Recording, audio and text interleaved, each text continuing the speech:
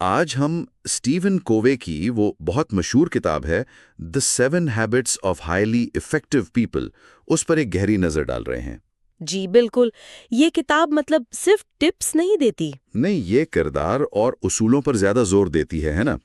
کووے کہتے ہیں کہ تبدیلی اندر سے آتی ہے، تکنیک بعد میں۔ صحیح کہا، اور انہوں نے ان عادات کو بڑی اچھے طریقے سے ترتیب دیا ہے۔ ہاں، وہ جو تقسیم ہے نجی فتح اور عوامی فتح کی۔ جی، پہلی 3 عادات وہ ہیں نجی فتح، خود پر قابو پانے کی، اور پھر 4 سے 6 ہے عوامی فتح، یعنی تعلقات اور ٹیم ورک۔ اور آخری والی عادت نمبر 7 وہ ہے تجدید، شارپن دا سا۔ یعنی خود کو بہتر بناتے رہنا۔ ٹھیک ہے، تو چلیں شروع کرتے ہیں پہلی عادت سے، بی پرو ایکٹیو، پہل کرے۔ جی، اس کا مطلب کیا ہے؟ صرف مثبت سوچنا تو نہیں ہے نا؟ نہیں، اس سے زیادہ گہری بات ہے۔ مطلب یہ کہ آپ اپنی زندگی کے ڈرائیور ہیں، آپ ذمہ دار ہیں۔ اچھا۔ حالات یا دوسرے لوگ آپ کے رد عمل کو کنٹرول نہیں کرتے جب تک آپ خود اجازت نہ دیں۔ یعنی وہ جو سرکل آف انفلوئنس کی بات کرتے ہیں کو۔ بالکل، اپنی توانائی ان چیزوں پر لگائیں جنہیں آپ بدل سکتے ہیں، اپنا رویہ، اپنے اعمال۔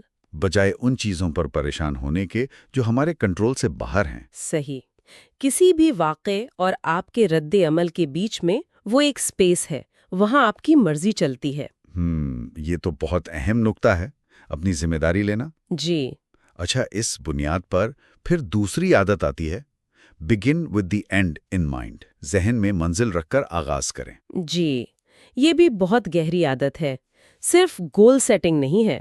تو پھر کیا ہے؟ یہ ہے اپنی زندگی کی سمت طے کرنا، ایک ویژن ہونا۔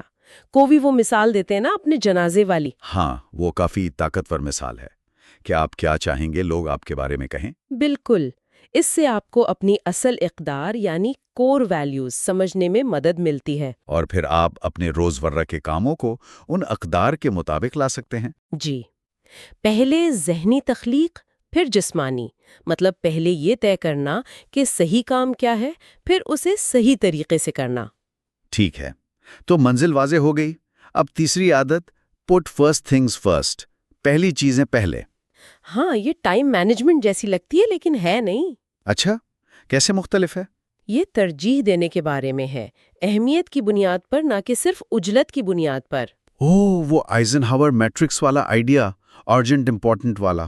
جی بالکل، کو بھی اسی پر زور دیتی ہیں کہ اصل چیلنج ہے ان کاموں کے لیے وقت نکالنا جو اہم ہے لیکن فوری نہیں۔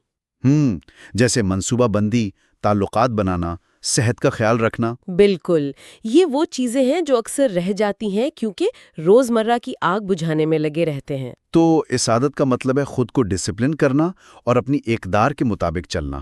جی ہاں، خود کو منظم کرنا۔ ٹھیک ہے، تو یہ ہو گئیں پہلی 3 عادات نجی فتح کی۔ اب آتے ہیں عوامی فتح پر۔ جی، چوتھی عادت ہے تھنک ون ون، جیت جیت سوچیں۔ یہ سننے میں بہت اچھا لگتا ہے۔ کیا یہ عملی ہے؟ ہمیشہ ممکن ہے؟ دیکھیں، یہ ایک ذہنیت ہے، ایک فلسفہ ہے، مسابقت کے بجائے تعاون کا۔ یعنی ایسے حل تلاش کرنا جن سے سب کا بھلا ہو۔ ہاں، یہ فراوانی کی ذہنیت پر مبنی ہے، یہ ماننا کہ سب کے لیے کافی ہے۔ اس کے مقابلے میں وہ کمی کی ذہنیت ہوتی ہے کہ اگر ایک جیتے گا تو دوسرا ہارے گا۔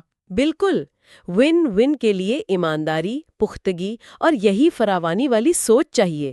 آسان نہیں، مگر پائیدار تعلقات اسی سے بنتے ہیں۔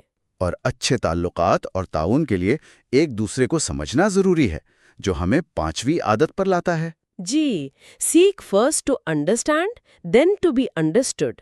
پہلے سمجھنے کی کوشش کریں، پھر سمجھے جانے کی۔ یہ صرف اچھا سننا نہیں ہے شاید۔ نہیں، یہ ایمپیتھک لسننگ ہے، ہمدردانہ سماعت۔ اس کا کیا مطلب ہے؟ مطلب صرف الفاظ نہیں سننا، بلکہ دوسرے شخص کے جذبات، ان کا نقطۂ نظر، ان کا فریم آف ریفرنس سمجھنا۔ خود کو ان کی جگہ رکھ کر دیکھنا۔ جی، مشورہ دینے یا اپنی بات کہنے سے پہلے واقعی سمجھنا کہ وہ کیا کہہ رہے ہیں، کیوں کہہ رہے ہیں۔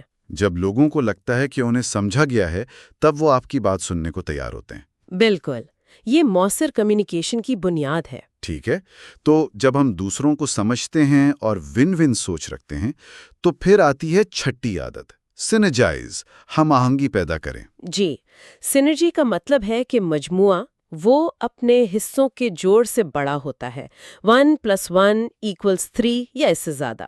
یعنی تخلیقی تعاون؟ ہاں، جب مختلف پس منظر اور خیالات کے لوگ عزت کے ساتھ مل کر کام کرتے ہیں تو وہ ایسے نئے اور بہتر حل نکال سکتے ہیں جو اکیلے ممکن نہیں تھے۔ اختلافات کو کمزوری نہیں، طاقت سمجھنا۔ بالکل، اور مل کر کچھ نیا تخلیق کرنا۔ زبردست۔ اور پھر ان سب کو جاری رکھنے کے لیے اور خود کو تھکنے سے بچانے کے لیے 7ویں عادت۔ جی، شارپن دی سو، آری تیز کریں۔ یہ تو نام سے ہی ظاہر ہے۔ ہاں، یہ خود کی تجدید کی عادت ہے، اپنی صلاحیتوں کو برقرار رکھنے کے لیے خود پر کام کرتے رہنا۔ کن شعبوں میں؟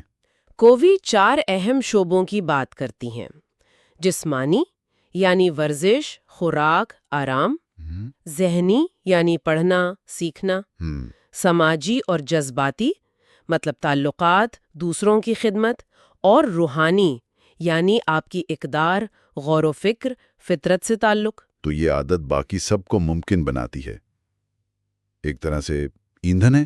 بالکل، یہ مسلسل بہتری کا چکر ہے۔ تو خلاصہ یہ ہوا کہ یہ 7 عادات یہ صرف الگ الگ ٹپس نہیں بلکہ ایک پورا نظام ہے۔ جی ہاں، ایک مربوط نظام جو کردار سے شروع ہوتا ہے اور پھر تعلقات اور مسلسل بہتری تک جاتا ہے۔ اور کووی کا اصل پیغام یہی ہے کہ حقیقی کامیابی باہر کی ٹیکنیک سے نہیں، اندر کے اصولوں سے آتی ہے۔ بالکل، مضبوط کردار، اصولوں پر مبنی زندگی اور دوسروں کے ساتھ مل کر کام کرنا۔ ٹھیک ہے، یہ تو ایک بہت جامع جائزہ تھا۔ جی، اور شاید ایک آخری سوال سامعین کے لیے چھوڑنا چاہیے غور کرنے کے لیے۔ ضرور۔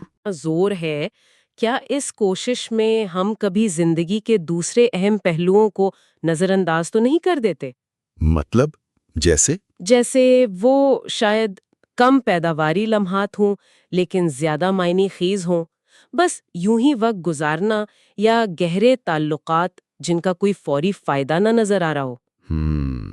یہ ایک دلچسپ نقطہ ہے، یعنی تاثیر اور معنی خیزی میں توازن۔ اس پر